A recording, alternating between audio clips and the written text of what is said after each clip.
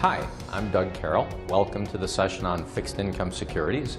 In this session, we're going to introduce you to the market for fixed income securities, provide you a lot of detail on the characteristics of fixed income securities in general, as well as talk about the specific characteristics of different sectors of the fixed income market, issuers, investors, and a wide variety of concepts related to the analysis and valuation of those securities.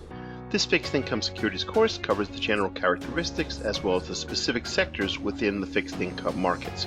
At the end of this program, you'll be able to understand the structure and function of the primary and secondary fixed income markets. You'll be able to describe contract features of bonds, including day count conventions, risk returns, and yield calculations.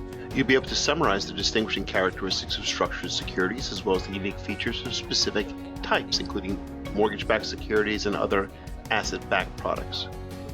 You'll be able to explain the similarities and differences between bonds and loans and the valuation issues of each. You'll be able to appreciate the nature and pricing of fixed income instruments and the yield curves. Come join us.